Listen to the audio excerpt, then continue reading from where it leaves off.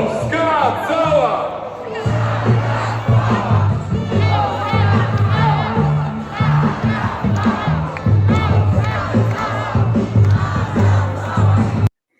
Dzień dobry Państwu, 26 maja, Jacek Podgórski, witam serdecznie w locie nad Kaczym Gniazdem. Dzisiaj jest Dzień Matki, no to wszystkim mamom wszystkiego dobrego, zdrowia i żeby jak najdłużej wytrwały ze swoimi dziećmi i je wspomagały, i je wspierały i żebyśmy o nich pamiętali. Ci, którzy mamy mają, muszą już dzisiaj koniecznie do nich zadzwonić albo się spotkać, żeby złożyć im życzenia. Natomiast ci, którzy nie mają już mam, no to mogą dzisiaj ten dzień przeznaczyć sobie przez chwilę chociażby na jakieś tam wspomnienia. Andrzej Rozenek. Dzień dobry Andrzeju, witam cię serdecznie. Cześć Jacku, witam Państwa. Mamom życzymy wszystkiego dobrego, dużo zdrówka. Mojej mamie Sławie szczególne całusy przesyłam tą stroną. Przepraszam za prywatę, ale wiem, że ogląda, także mamo, bardzo cię kocham. I nie tylko w święto i w Dzień Matki.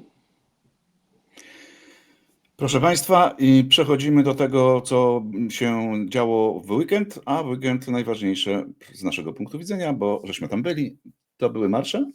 My byliśmy na jednym, na drugim żeśmy nie byli i na tym, na którym byliśmy, chyba nam się podobało, Andrzej. Wiesz co, to trudno, żeby się nie podobało, bo to jest takie zawsze fajne uczucie, jak idziesz w tłumie i wiesz, że ten cały tłum co do jednej osoby wypełnia taka pozytywna energia związana z dobrą zmianą, z tym, że chcesz, żeby w Polsce było lepiej, że to jest tłum, który nie czuje nienawiści, że to jest tłum, który ma dobre emocje. Tak? Także ja generalnie zawsze się dobrze czuję w takich sytuacjach i no, to był szczególny tłum oczywiście, bo on się zebrał na ostatniej prostej kampanii prezydenckiej. Głównym zadaniem było pokazanie wsparcia dla Rafała Trzaskowskiego. I mniej może byłem skupiony nawet na słuchaniu tych przemówień, które były bardzo istotne, a bardziej na chłonięciu emocji ludzi, którzy tam przyszli. I te emocje podsumowałbym dwoma słowami. Po pierwsze to jest nadzieja, a po drugie to jest zaufanie. Ludzie mają nadzieję, że to się wszystko dobrze skończy, że Rafał Trzaskowski wygra te wybory. Im wciąż mają zaufanie do Donalda Tuska i do tego, że on wie, co robi. I to są chyba dwie najważniejsze emocje, które spowodowały, że ci ludzie w ogóle przyszli. No, ja nie wiem. Potem jak byłem już po wszystkich zajęciach wczoraj, to jeszcze sobie obejrzałem wystąpienia poszczególnych liderów. One też były dobre, też niosły za sobą pewien przekaz, zresztą każdy trochę inny. Mi na przykład najbardziej w głowie utkwiła Joanna Senyszyn z tymi koralami, przekazująca żonie prezydenta Trzaskowskiego czerwone korale, mówiąc, Andrzej, to właśnie pokażmy to może. To pokażmy fajnie, to. No, możemy pokazać. Pokażmy to, bo to naprawdę taki, tak, to chyba zostanie. Teraz uda. Idziemy po zwycięstwo. Niech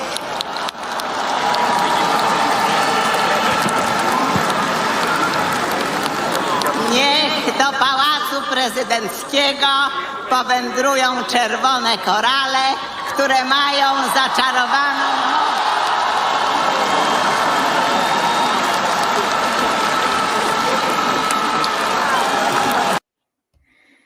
No i tak to wyglądało, to było sympatyczne, na pewno. Urocze, naprawdę. Tak. I potem jeszcze te okrzyki, moc jest z nami. Tak.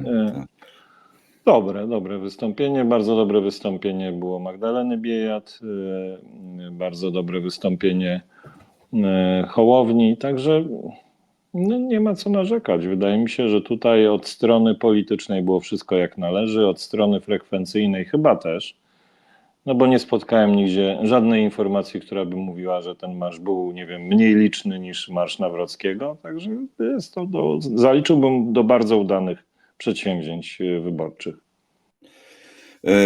To, co Andrzej mówił o tej frekwencji, proszę Państwa, to no, ci, którzy Warszawę znają, to i mniej więcej nawet później, jak oglądali relacje telewizyjne z tych dwóch wydarzeń, to nie potrzebują żadnych tutaj przeliczeń ani liczeń, bo wiedzą, na którym marszu była większa mobilizacja, bo to chyba o to chodziło.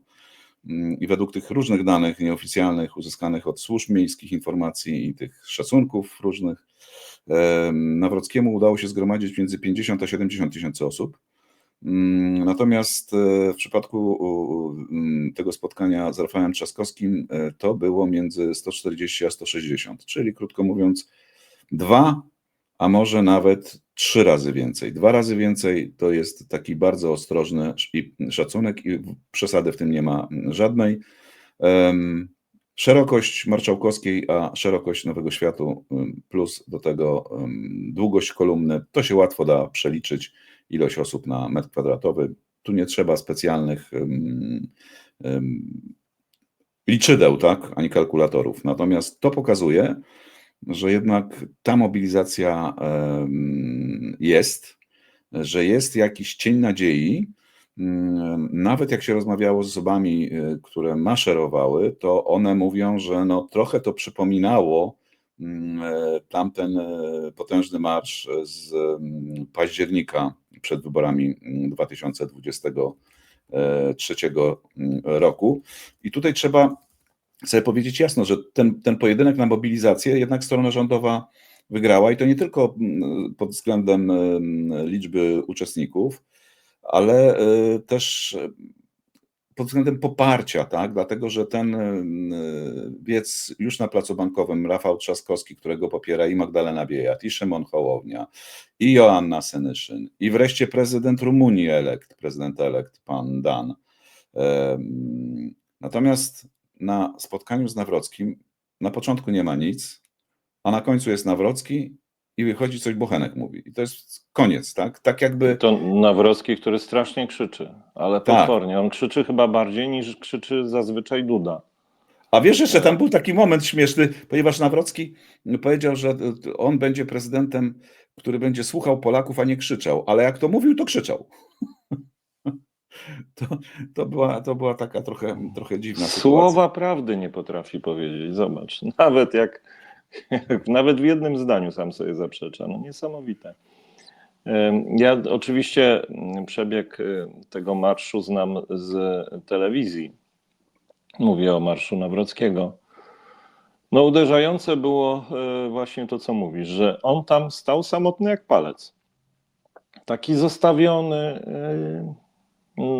do kontaktu z tym tłumem, bo rzeczywiście było dużo ludzi, tak? No nie można powiedzieć, Tak. że było na marszu Nawrockiego, że była garstka spacerowiczów. To oni tylko uprawiają taką propagandę. My mamy mówić prawdę. Było dużo ludzi. Tak, rzeczywiście myślę, że około 3 razy mniej niż na marszu Trzaskowskiego, ale to i tak było dużo. Szczególnie jak na Warszawę. Natomiast my wiemy z różnych źródeł, że byli ludzie zwożeni autokarami po prostu z całej Polski. Takie zadanie dostały struktury PiS-u, żeby zwieźć ludzi autokarami. Wiemy, że Solidarność też pomagała, która już przestaje być od dawna związkiem zawodowym, a staje się przybudówką partyjną. Także trzeba brać pod uwagę też, że to była taka trochę sztuczna mobilizacja, nie taka autentyczna i idąca z serca ludzi.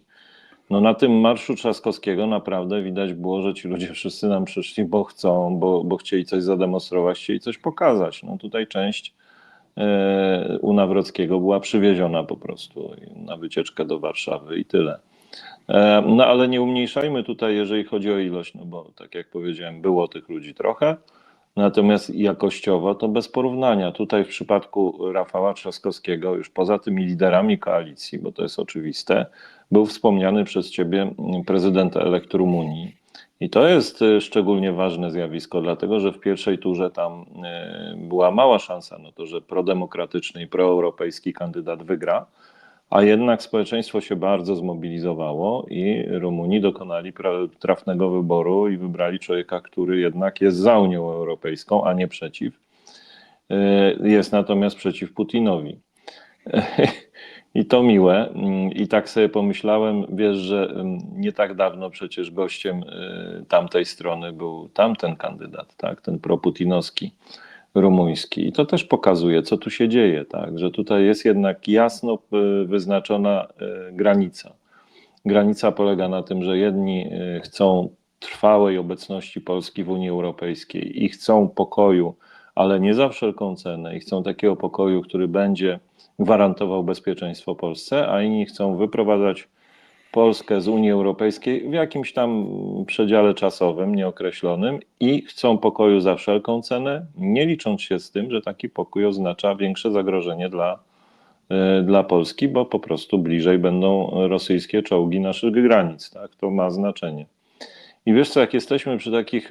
Czy jeszcze coś na temat marszu masz? Tak, jeszcze jedną rzecz to dawaj, dosłownie. to Dosłownie, Andrzeju, jedną rzecz, wrócę do dlatego, tej że ja myśli. zwróciłem uwagę na jeszcze później, jak sobie też czytałem i oglądałem i przetwarzałem te różne informacje, to zauważyłem, że Rafał Trzaskowski, bo on miał to drugie wystąpienie jeszcze na Placu Konstytucji i że to wystąpienie trochę jakby było, oczywiście ja nie podejrzewam, to przecież nie o to chodzi, tak? To nie tylko my o tym mówiliśmy, ale myśmy tu często mówili, że brakuje takiej wizji, tak?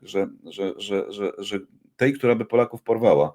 I coś takiego Rafał Trzaskowski na Placu Konstytucji próbował zarysować, taką pozytywną wizję swojej prezydentury, Polski, która będzie wolna od resentymentu, tego podsycanego przez PiS resentymentu wobec tych, którym się udało, ale też Polska, która będzie oferowała taką pomocną dłoń wszystkim, którzy sobie nie radzą, która będzie szanowała tradycje i historię, ale też Polska, w której będzie miejsce dla tradycyjnej rodziny i dla takiej rodziny, co tam ma różne, na przykład chodzi z tęczową torbą, no, na przykład.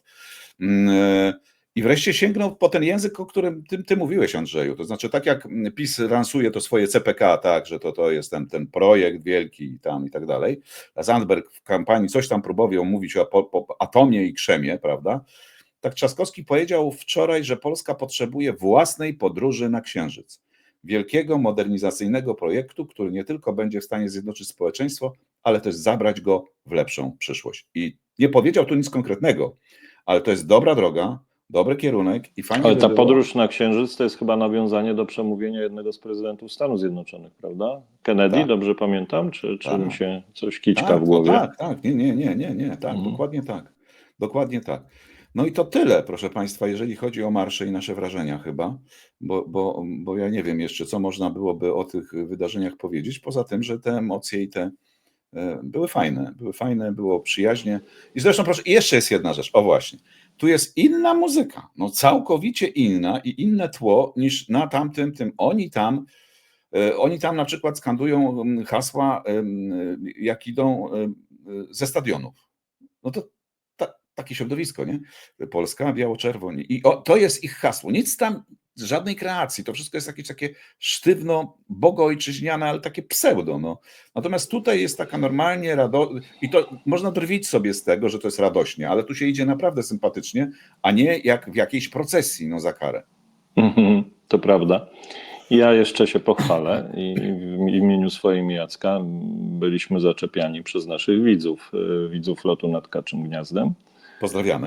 Wszystkich bardzo, bardzo pozdrawiamy, szczególnie panią Dorotkę, która tak jakoś utkwiła w mojej pamięci, bo tam zaczepiła nas i opowiadała, jak to ogląda codziennie nasze audycje. Bardzo, bardzo pozdrawiamy wszystkich naszych widzów, którzy byli na marszu.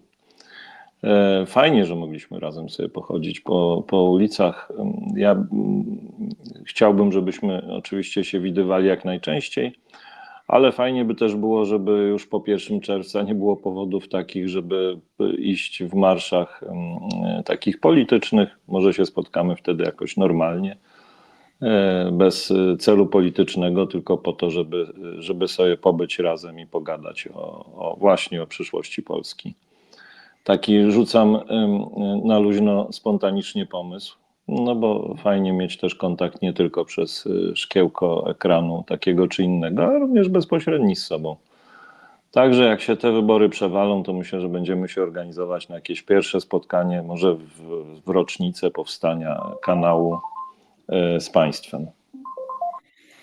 Proszę Państwa, no, były wydarzenia w ten weekend, które trudno nad nimi przejść, dlatego że one będą miały wpływ na dynamikę tej kampanii i na to, jaki będzie wynik tych wyborów.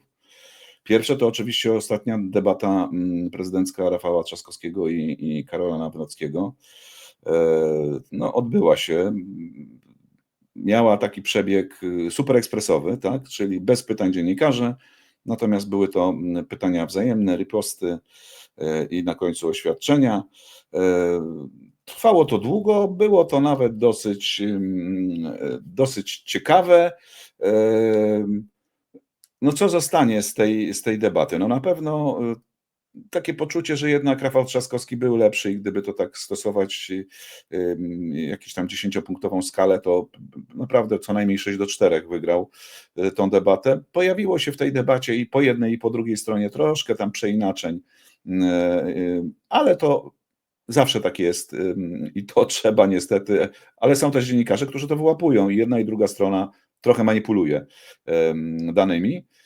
Natomiast no, co zostaje z takich debat? No jakieś tam elementy zostają i tutaj no niestety Nawrockiego gest został. Został ten Nawrockiego gest, który zasłania twarz i który coś tam sobie w dziąsło pakuje i to pozostało po tej debacie i się tego nie da niestety, jakbyśmy bardzo nie chcieli, nie da się tego wymazać. To wywołało całą lawinę. Okazało się, że to nie jest chyba pierwszy przypadek, w którym pan Nawrocki stosuje jakieś środki dopingujące w tej kampanii, a przecież uchodził za człowieka, który jest taki mocny, twardy, tu siłownia, tutaj te ciężary, a tutaj zdaje się, że on godziny nie potrafi, że tak powiem, spędzić, ustać bez wspomagania. Ja widziałem, Andrzeju, wpisy lekarzy, którzy się pastwią nad panem Nawrockim, to znaczy lekarzy, którzy mówią, że ciężka sprawa, on by nawet prostej operacji wyrostka nie ustał, jak to napisał jeden pan profesor chirurg, bo operacje chirurgiczne to godzina z kawałkiem to jest minimum, a czasem przy stole trzeba stać parę godzin i mówią lekarze, no, a tam się nikt niczym nie wspomaga, czyli no, ta jego twardość jest troszeczkę taka już mitologiczna. Będzie to, myślę, miało konsekwencje, ale zanim przejdziemy, Andrzeju, do tego wszystkiego, ja puszczę całą serię różnych zdarzeń, dobrze? Pokażę, co udało mi się zebrać. Pokażę Państwu, co udało mi się zebrać z sieci, jak to wygląda, jak to ludzie komentują także w obrazkach i trochę materiałów filmowych, żebyśmy zobaczyli, że to nie tylko w czasie debaty było. Proszę, to są, taki mem jest, to mógłby być plakat, proszę Państwa, wyborczy nowy pana Karola Nawrockiego. Jedziemy z tym koksem. Bardzo ładny. Tu mamy, to jest chyba z Wałbrzycha, jak pan Karol pobiera coś do ust. To jest debata w telewizji Republika. Tu też już pobierał. Tu mamy bardzo ciekawy mem, takie przeistocenie doktora Nawrockiego w mistera Batyra. Bardzo ładny, zgrabny, bym powiedział. Tu, proszę Państwa, kawałek audycji u pana Rymanowskiego. Tam też pan Nawrocki już musiał się wspomóc. Tak odpowiedziało 40% uczestników tej sądy, nie 38%. Zależy... Tutaj nawet internauci znaleźli, jak na jakimś spotkaniu w klubie Gazety Polskiej. Wyjął całe to pudełeczko i tam se w nim grzebał. Proszę bardzo. Tutaj będę oddawał, będę się dzielił mikrofonem po prostu, żeby tamten już nie musiał wracać. A pani proszę pilnować. Taki przypadek. Tu ten przypadek ze zdjęcia z Wałbrzycha, ale w wersji filmowej.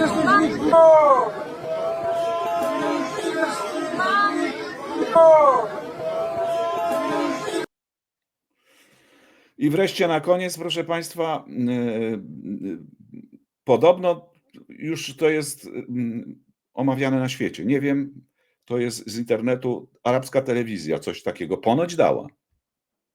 Budujemy specjalne centra opiekuńczo-lecznicze dla tych seniorów, którzy mają trudniej w życiu i którzy nie mają już takiej formy zdrowotnej. Specjalne centra opiekuńczo-lecznicze dla tych seniorów, którzy...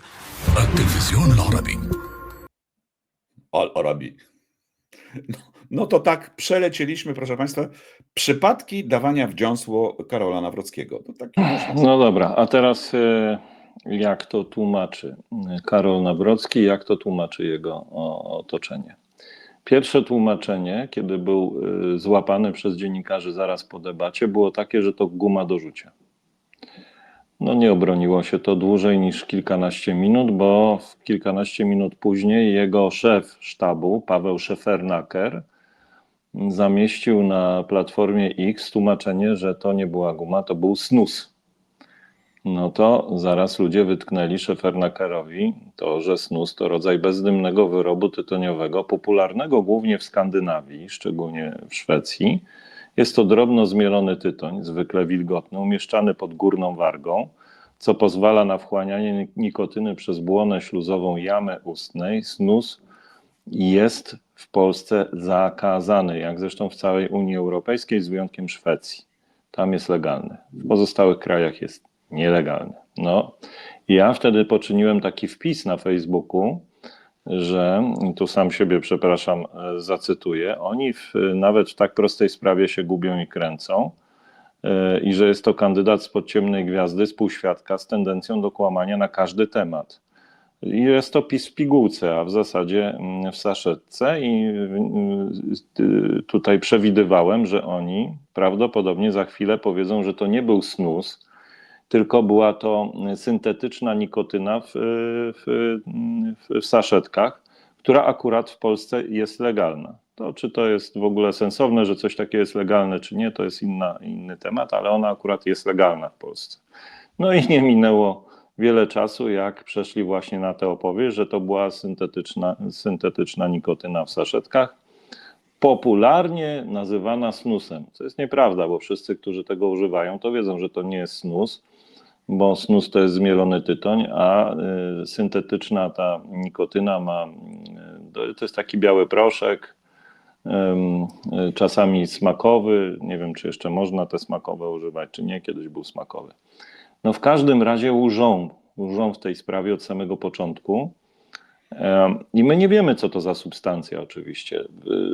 Na mojego nosa wszystko wskazuje na to, że Nawrocki jest potwornie uzależniony od nikotyny.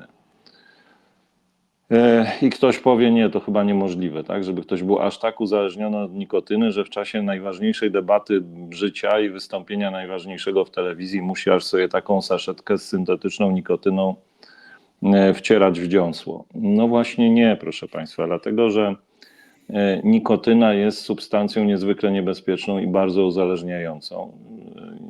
Przepraszam wszystkich, którzy używają, ale chwila prawdy Wam się przyda.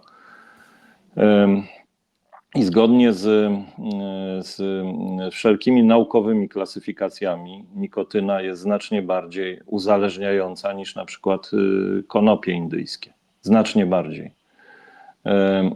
I kandydat na prezydenta, który takimi gestami promuje nikotynę, przyczynia się, i nikt mi nie powie, że się nie przyczynia, do dalszego rozwoju tej patologii i tego uzależnienia.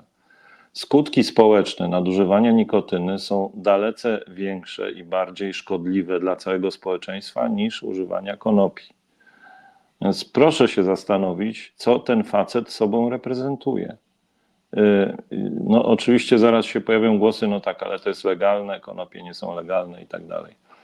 Dobrze, ale odpowiedzialny polityk no nie może promować substancji legalnych, ale o których wszyscy wiemy, że są szkodliwe. Co by było, gdyby Rafał Trzaskowski w trakcie tej debaty sięgnął za pazuchę, wyciągnął flaszeczkę i pociągnął sobie ukochany napój części naszych rodaków? Co by było?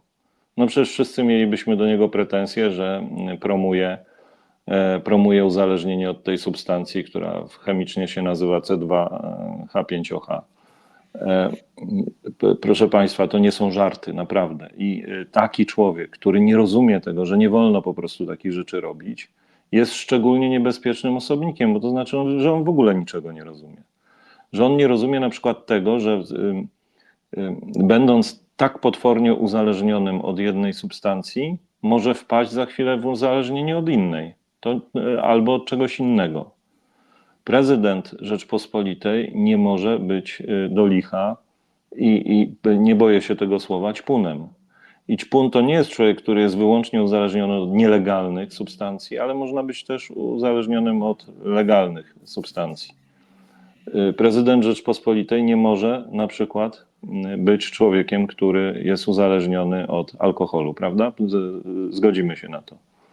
A alkohol jest legalny. Gdyby się okazało, nie wiem, że Rafał Trzaskowski nie może zacząć dnia bez wypicia ćwiartki, no to sam bym pierwszy mówił, że to nie jest najlepszy kandydat na prezydenta. A tu mamy do czynienia z człowiekiem, który nadużywa zdecydowanie bardzo niebezpiecznej substancji, wysoce uzależniającej, znacznie bardziej uzależniającej niż te tak przez niektórych znienawidzone konopie i czyniącej znacznie większe spustoszenie społeczne niż te konopie. O czym my mówimy w ogóle? Kogo chcemy sobie wybrać na prezydenta? Przepraszam za ten przydługi wywód, ale widzę, że część komentatorów też nie bardzo rozumie, jak poważna jest to sytuacja.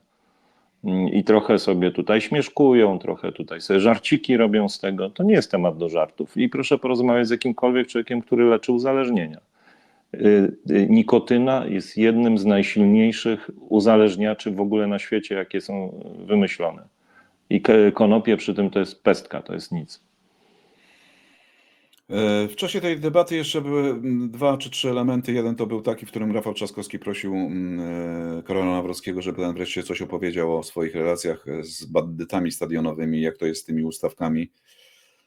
No to on uciekł od tej właściwie odpowiedzi, powiedział, że Tusk to był bandyta stadionowy, bo on tam kiedyś w jakiejś książce coś napisał, że z jakimś łańcuchem czy z czymś. Po prostu ucieczka całkowita, odpowiedzi na pytanie brak. Drugi element, który się tam pojawił jeszcze, Andrzeju, to był ten błąd, który wytykają mu wszyscy, ale to jest, on jest prezesem Instytutu Pamięci Narodowej, no to przepraszam, jak na historyka to jest kompromitacja całkowita, bo Nawrocki stwierdził, że w 2015 roku na Ukrainie nie było jeszcze wojny. Trzaskowski szybko to sprostował, przypominając, że chyba w 2014 tam te ludziki Krym najechały. I to pokazuje troszkę tak, jakby jakie było trochę też jest merytoryczne przygotowanie obu kandydatów do... A ja uważam, że nie. Uważam, że Nawrocki doskonale wie, że wojna wybuchła w 2014 roku, tylko wiesz, dla niego jest to wstydliwe. Przepraszam. Dlatego, że on przecież potem w 2018 roku pojechał sobie do Moskwy. Do Moskwy na wycieczkę, tak, do tego muzeum. No to jak to wytłumaczyć? Była wojna, Putin zaatakował naszych ukraińskich przyjaciół, a Karol Nawrocki sobie pojechał z wizytą przyjacielską do Moskwy. No, dlatego on chciałby, żebyśmy uważali, że wojna to wybuchła w 2022 roku i wtedy mu się wszystko to składa w jakąś sensowną całość. Inaczej to jest po prostu trudne do wytłumaczenia. No, z jednej strony opowiada, że jest ścigany przez Putina i strasznie Putin go nie lubi. Wątpię, żeby Putin w ogóle wiedział, że ktoś taki istnieje do czasu, kiedy zaczął kandydować. No a z drugiej strony, wiesz, no jeździ sobie w 2018 roku na wizyty do muzeum tam i jakieś banialuki opowiada. To się nie klei, tak? I to jest jakiś rodzaj wyparcia. No, według jego mniemania żadnej wojny nie było. Dopiero w 2022 nastąpiła wojna. Był tam też oczywiście Nawrocki w trudnej sytuacji, no bo sam sobie tą sytuację zgotował. Dzień wcześniej u Mencena, właściwie wypinając się na wszystko, co PiS robił, twierdząc, że to niedobre, to było złe, to tam Zielony Ład, to, że Morawiecki podpisał źle. Potem wrócił do swojej starej narracji w tej debacie i oczywiście spotykał się z kontrą Rafała Trzaskowskiego, że przecież pan wczoraj mówił zupełnie coś innego, no to pan tutaj nie ten. Natomiast musiał na to jakoś prezes Kaczyński zareagować, bo przecież po tej debacie prezes powysyłał te listy do członków i zwolenników PiS-u, których starał się tam uspokoić nastroje, bo przecież po tym, co zrobił Karol Nawrocki u pana Mencena, no to trochę niektórzy nie do końca rozumieli, co się stało, prawda? Jak to przecież on się tutaj odżegnał od matki partii, tak? No to o co tu chodzi, tak? No to prezes tam wyjaśnił, żeby się nie lękali, żeby się mobilizowali i tak. To następnego dnia, Andrzeju, oczywiście to debata już skończmy z debatą, natomiast następnego dnia wydarzeniem z całą pewnością była, czyli sobota, czyli wizyta Rafała Trzaskowskiego u Sławomira Mencena i absolutny rekord świata, jeśli chodzi o oglądalność tej audycji, 500 000 widzów, tam nawet 600 000 chyba było, plus do tego jakieś gigantyczne zasięgi, wygrywa we wszystkich tam zestawieniach YouTube'owych ta rozmowa Mencena z Trzaskowskim, co pokazuje to, o czym już mówiłeś, że YouTube w polskim życiu politycznym odgrywa niebagatelną rolę, jeśli nie pierwszoplanową i jeśli nie istotniejszą niż media tradycyjne. No, to zaczyna być i ciekawe, ale też trochę takie, no ja wiem, niebezpieczne. No, trzeba tutaj być i swoje poglądy głosić. No z całą pewnością tak. W ogóle wiesz, świat wydaje mi się zmienia się w tym sensie, że telewizje takie tradycyjne mają coraz trudniej. Myśmy nie tak dawno przeszli rewolucję wymierania gazet papierowych.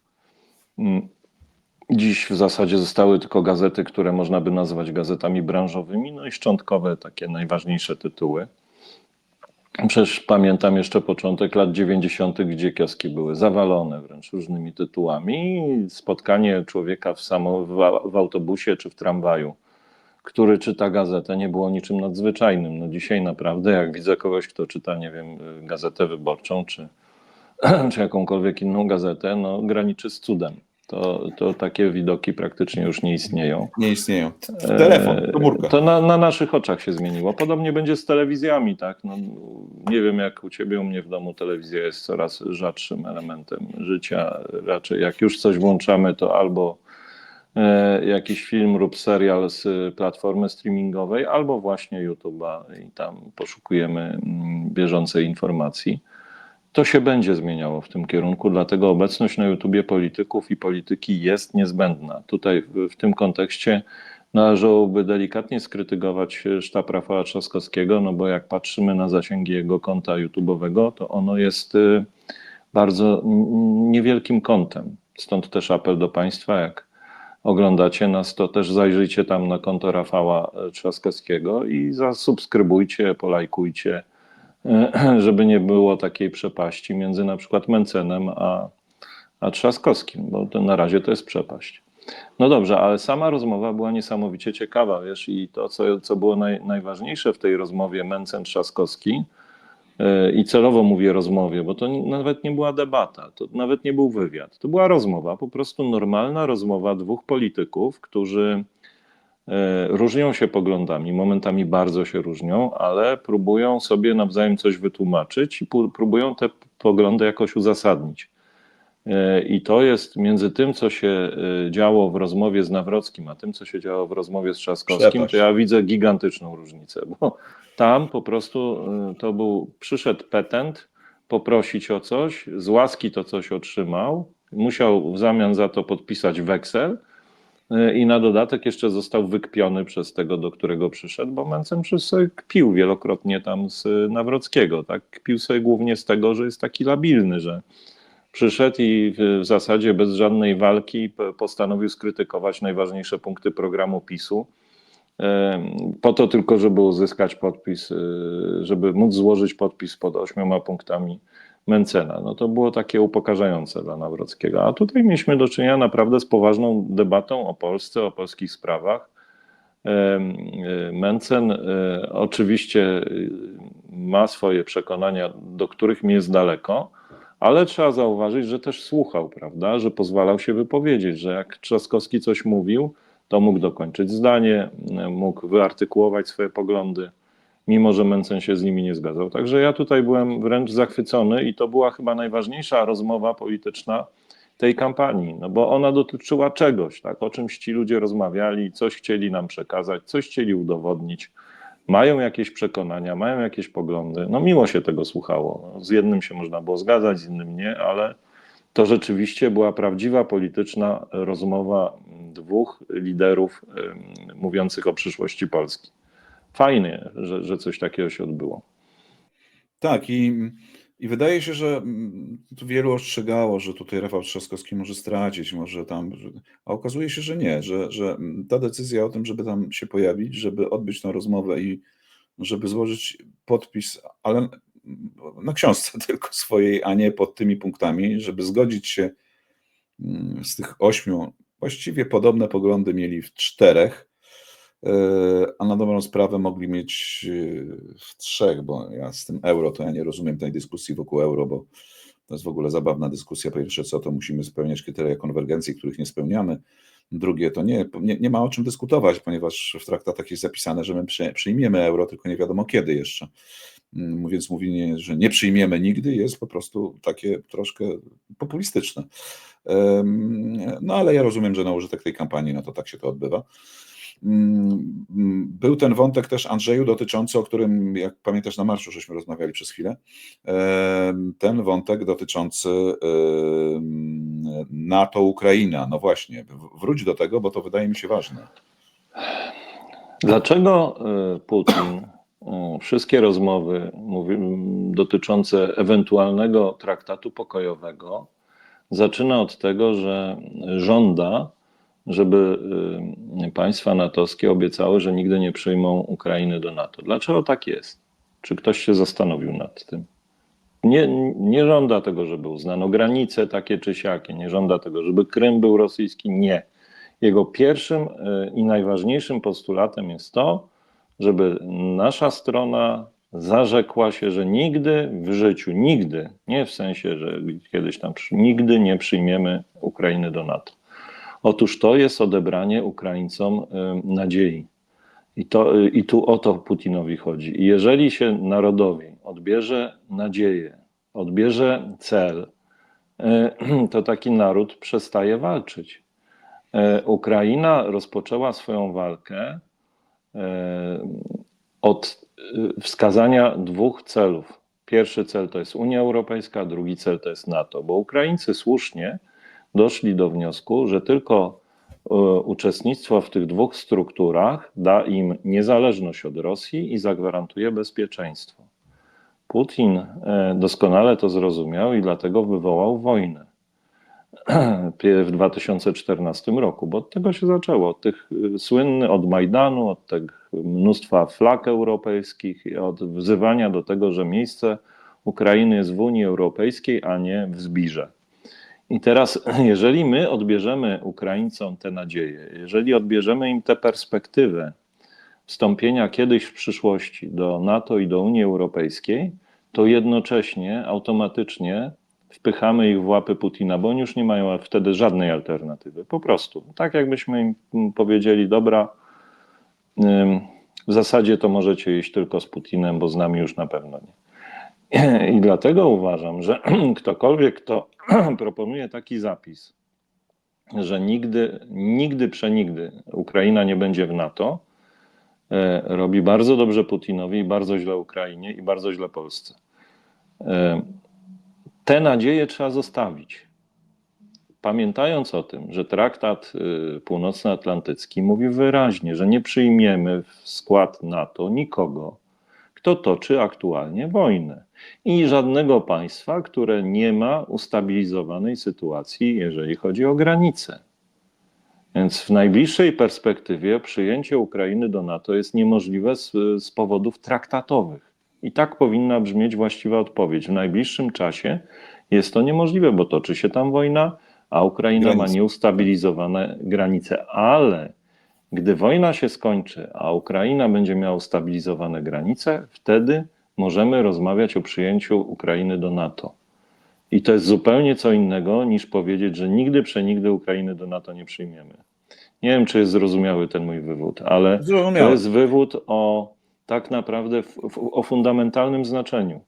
Bo jeżeli ktoś tego nie rozumie, albo jeżeli ktoś tą putinowską narrację uprawia, to naprawdę bardzo szkodzi polskiej racji stanu. Stąd uważam, że ten punkt Mentzena jest punktem skandalicznym. I w tej sprawie sądzę, że powinniśmy bardzo twardo się wypowiadać. Nie wolno Ukrainie odbierać nadziei. Ukraina ma szansę kiedyś wejść do Paktu Północnoatlantyckiego i ma szansę kiedyś przystąpić do Unii Europejskiej. I tego się trzymajmy. A kiedy to nastąpi? Przecież to będzie zależało od nas. Od Polski również, od krajów członkowskich, od Unii Europejskiej, od NATO. Nikt nam tu żadnej woli zewnętrznej nie narzuci.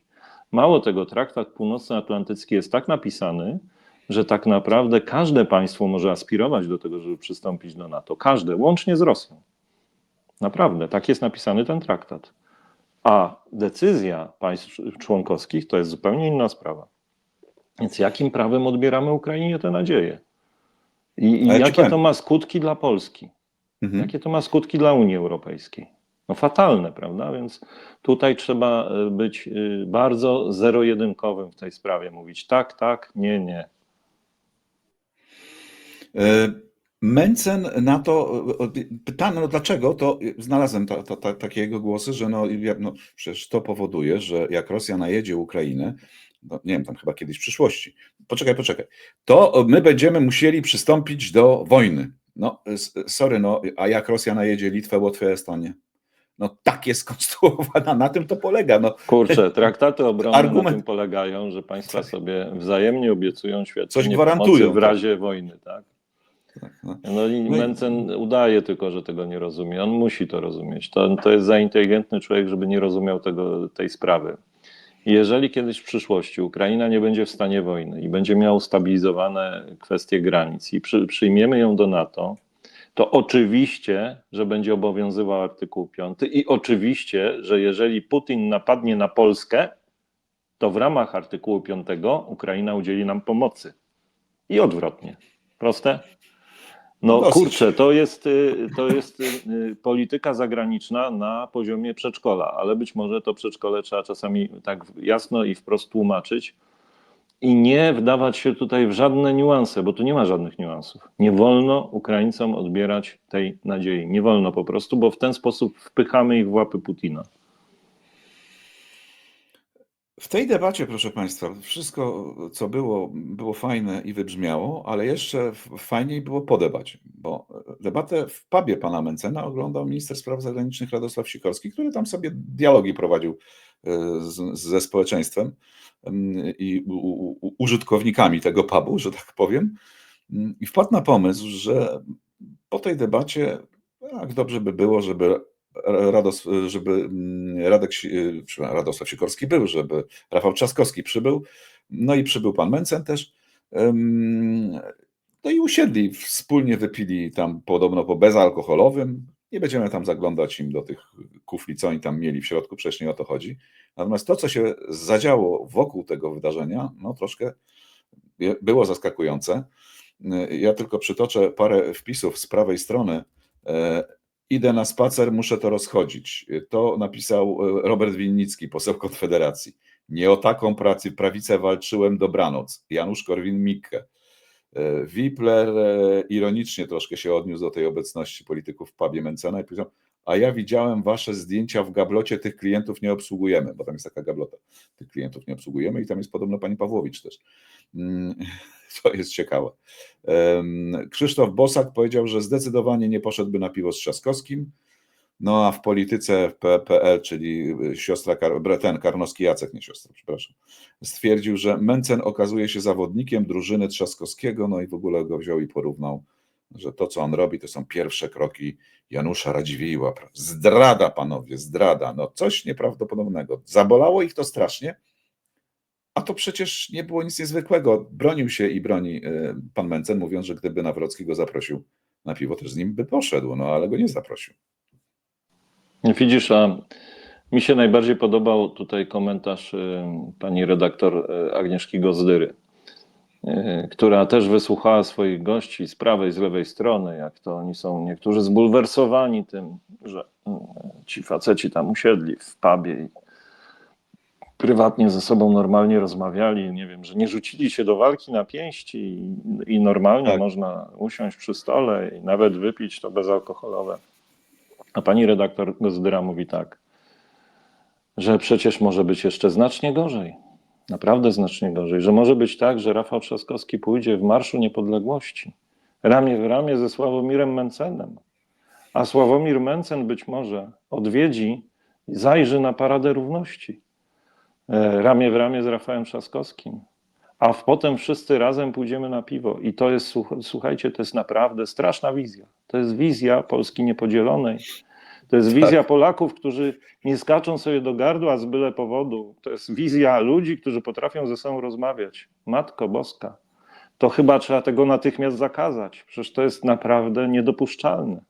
Zróbmy coś z tym. No już Tumanowicz Wiesz, robi. Szef tego Stowarzyszenia Marsz Niepodległości przecież powiedział, że on sobie nie życzy sobie Trzaskowskiego na Marszu Niepodległości. Największą to była jego impreza wartością jakaś. tego obrazka jest pokazanie tego, że może być troszkę inna polityka. Ja oczywiście jestem daleki od tego, żeby popierać niektóre postulaty Mencena i wręcz niektóre mnie oburzają i są skandaliczne. ale fajnie by było, jakbyśmy trochę spuścili tego ciśnienia, tak, żeby jednak zrozumieć, że żyjemy tu wspólnie, w jednym kraju. Polska jest podzielona politycznie, jest podzielona pod wieloma innymi względami i ten, kto te podziały będzie minimalizował, zasługuje na słowa uznania, a ten, kto będzie te podziały pogłębiał, źle się zapisze w historii Polski. I dla mnie Rafał Trzaskowski pokazał tutaj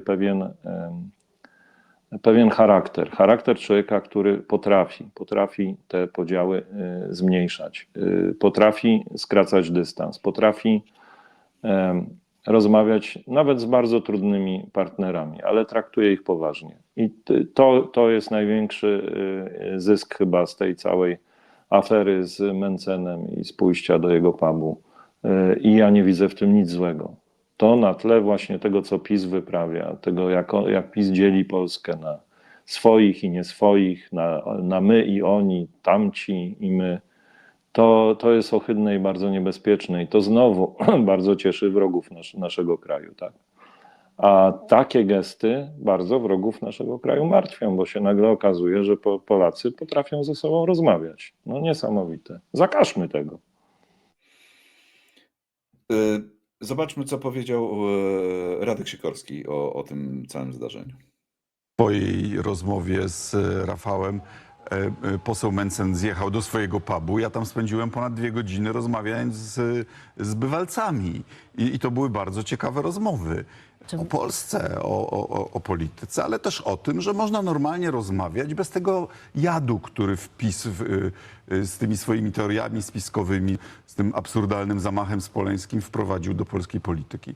Można się nie zgadzać, ale normalnie z sobą rozmawiać. W polityce nie obcujemy tylko z przyjaciółmi i sojusznikami. No, kompromisy zawiera się z konkurentami. I oczywiście Sławomir Mencen jest moim konkurentem politycznym, ale są sprawy, w których się nawet zgadzamy i są inne, w których się docieramy. A ja rozumiem taktykę Sławomira Mencena. Przed chwilą napisał o tym, żeby nie dać się zwasalizować PiS-owi, żeby otworzyć sobie możliwości rozmowy też z innymi siłami politycznymi. Uważam, że to mądre. Mi to przywróciło nadzieję, że Polska może być lepsza, że może być taka normalna, że nie musimy się nienawidzić. Tak, i właściwie no, co tu dodać?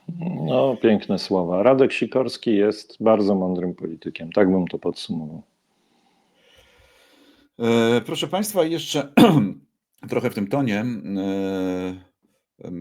ale też trochę tak przestrzegając, Roman Giertych, że wszystkim pisowcom, którzy tak atakują Mencena, bo i PiS też go atakował, chciałbym powiedzieć o ostatniej mojej rozmowie z Andrzejem Leperem.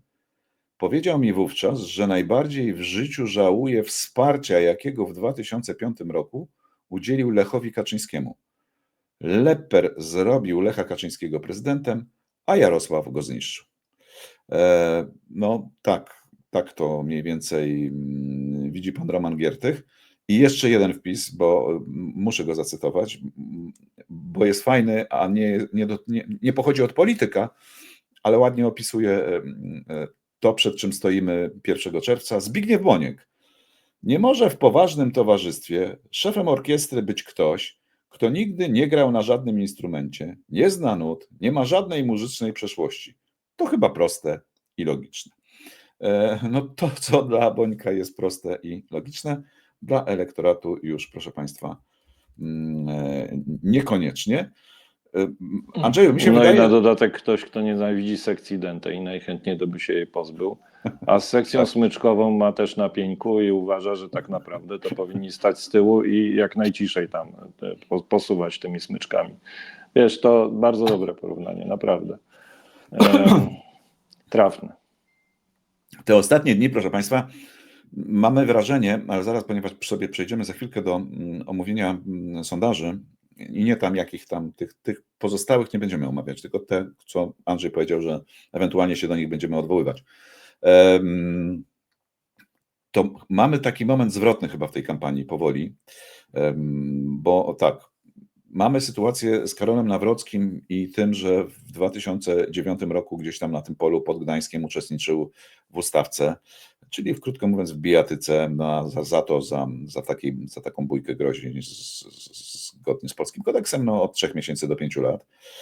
Trochę to mogło szokować przynajmniej część opinii publicznej. Na twardym elektoracie PiS-u to tam nie ma co się robić sobie złudzeń, to oczywiście nie robi wrażenia. Na tych najbardziej radykalnych ludziach z Konfederacji też to wrażenia nie robi, ale jest jeszcze ta cała grupa, nazwijmy to tak, normalsów, czy tam jak to, która się waha, zastanawia, no na nich to może robić wrażenie. Wrażenie może robić, tak, że nawet na elektoracie PiS-u, jednak tak mi się wydaje, jak sobie się nad tym zastanawiam, że ta cała afera z saszetkami, to szczególnie na tych starszych osobach, uzależnienie, może to mieć wpływ bo burzy to pewną narrację i ten obraz, który Nawrockiego, który propaganda PiS-u próbuje malować, bo jeżeli ktoś nie potrafi wytrzymać godziny, 90 minut bez tego, no to trochę to jest słabe.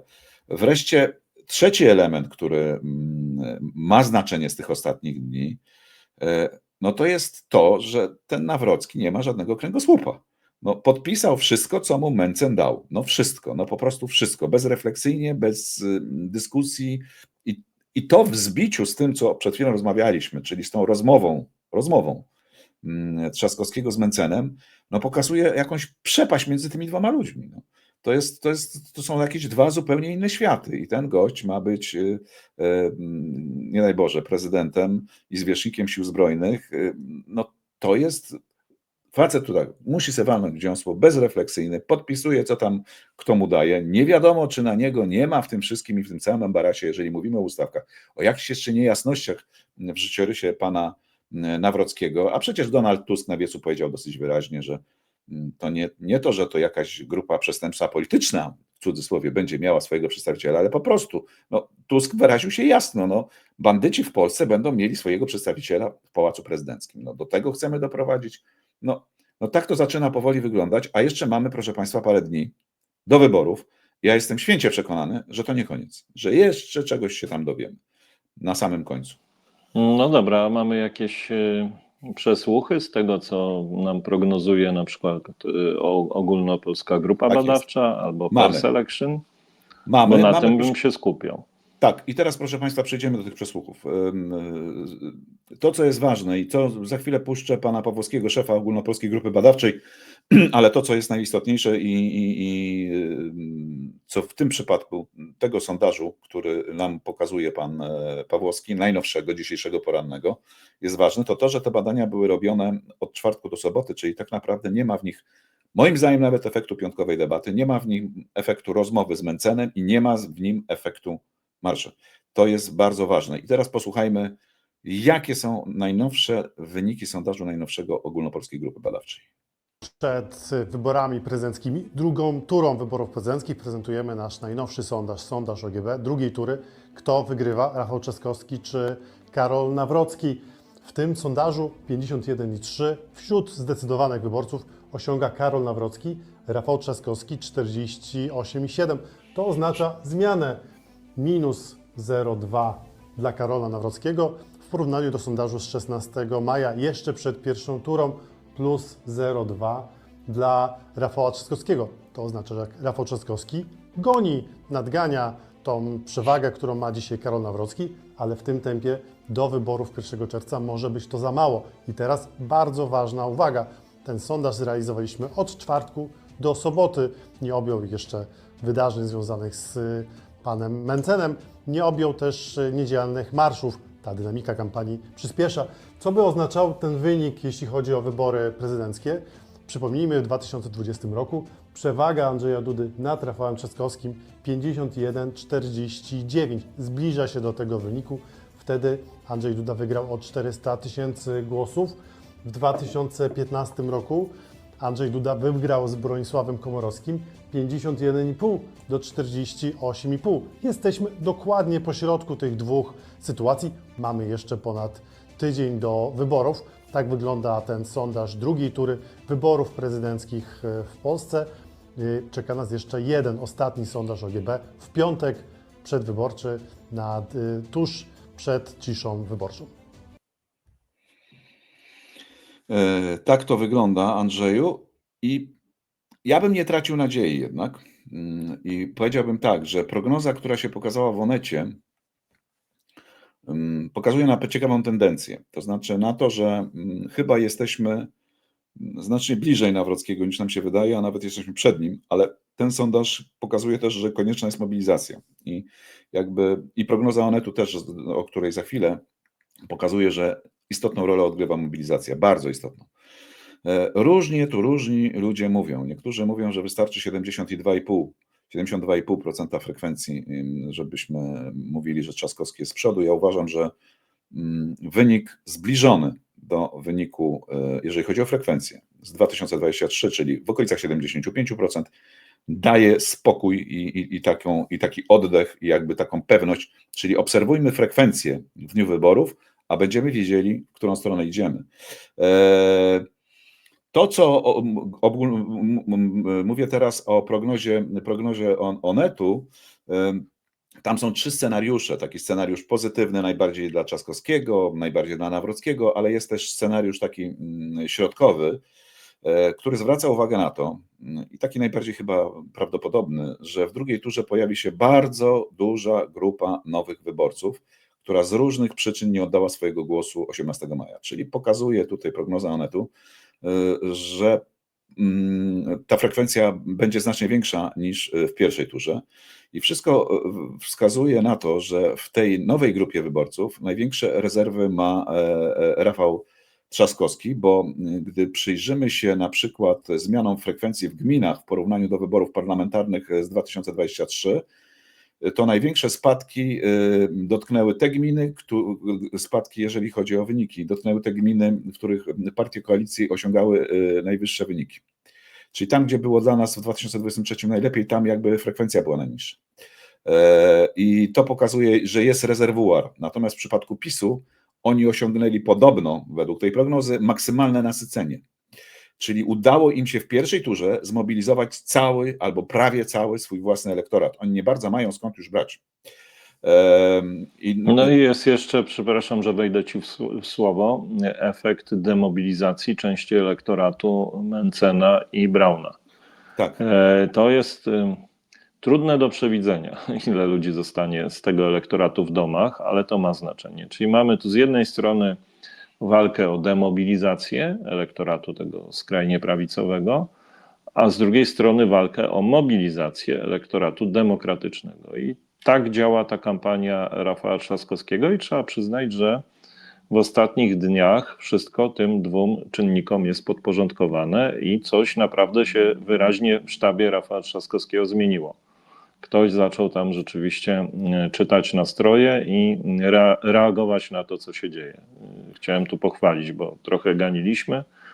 No to teraz należałoby pochwalić, bo rzeczywiście widać, że sztab zaczął bardzo tutaj mądrze tą kampanią sterować. Niezwykle ważne jest to, co robi Władysław Kosiniak-Kamysz i to, co robi Szymon Hołownia. Dlatego, że według tych prognoz największa grupa, która pozostała w domu, to są wyborcy trzeciej drogi. Jeżeli ich uda się zmobilizować, przywrócić im wiarę, dać im jakąś nadzieję i oni się stawią w drugiej turze, to działa na korzyść Rafała Trzaskowskiego. I wreszcie jest jeszcze jeden element, który jest, już widać, że to działa. Dlatego, że za granicą zawsze siły demokratyczne w Polsce wygrywały.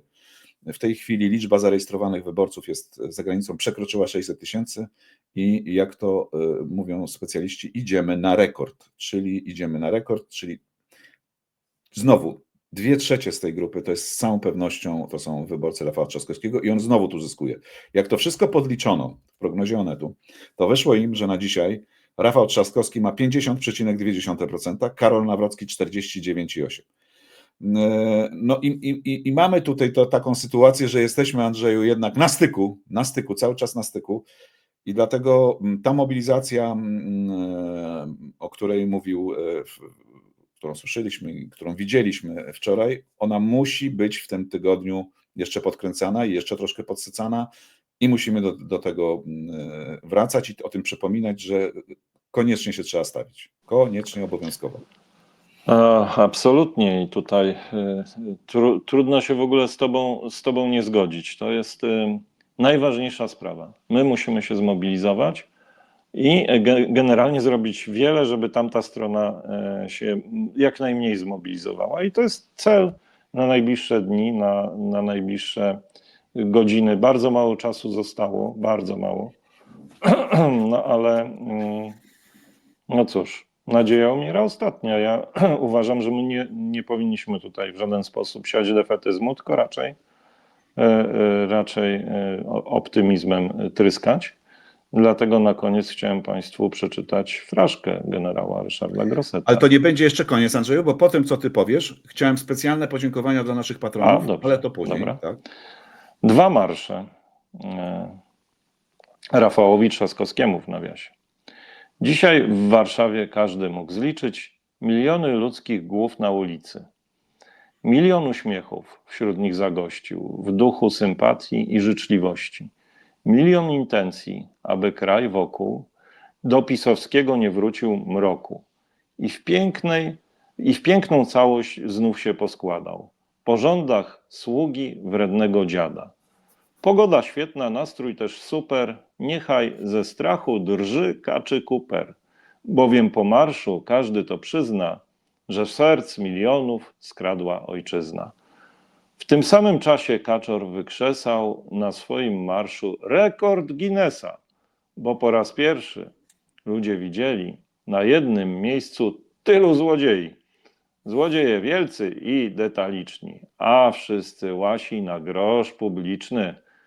Pogromadzili szumy szalone, większość na siebie, jeden na żonę.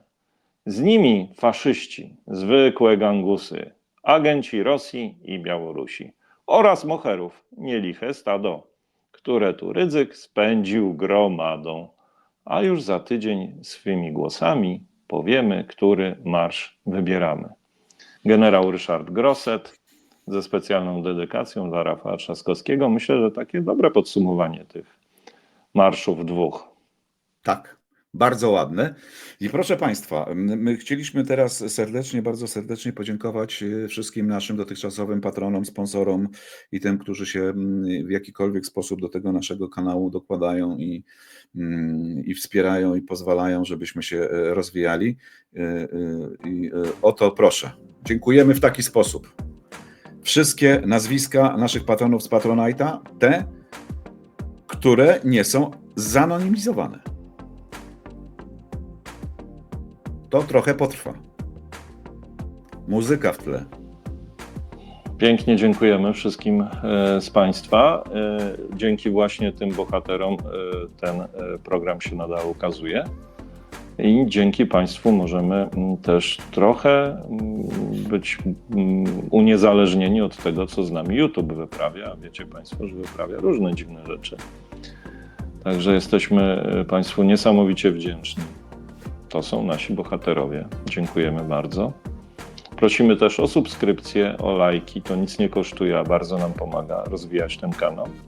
A jeżeli ktoś z Państwa po dzisiejszej audycji by chciał wesprzeć nas, to można na Patronite, ale można też na Buy Coffee, kupując tam na przykład kawę. Tak, nie zapominajcie Franio o na nas. przykład jest czarny jak jest. kawa. Pokaż Jest, mu się właśnie tutaj, przyszedł Franciszku, on mi tutaj cały czas psuje. Wszystko, co tylko może. Kable, nie kable, Ale... wszystko jest tutaj. Oczy pokaż, zabawy. Franek, oczy. Gdzie ma Franek oczy? Ma No, oczy. tutaj widzisz, są oczka. Ma. W nocy No teraz wszystkie to koty mruczy. są czarne, a on jest i za dnia czarny. Tak. Tak to jest, proszę I Państwa. taki mruczący jest dzisiaj. No dobrze, dziękujemy Chyba Państwu mruczy z serdecznie. zadowolenia, wiesz, tak sobie myślę, że to może być dobry sygnał na przyszłość. O, jeszcze Czuję nawet- trendy.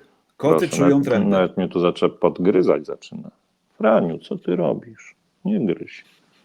Proszę Państwa, Dziękujemy tylko ci Państwu akcenty. pięknie. Widzimy się jutro. No i mam nadzieję, że też w dobrych nastrojach i czekamy na te ostatnie sondaże, które muszą być lepsze, dlatego że ostatnie dni były naprawdę dla nas bardzo udane. No to trzymamy kciuki za siebie, za wszystkich i za Trzaskowskiego. Proszę Państwa, do jutra. Do zobaczenia.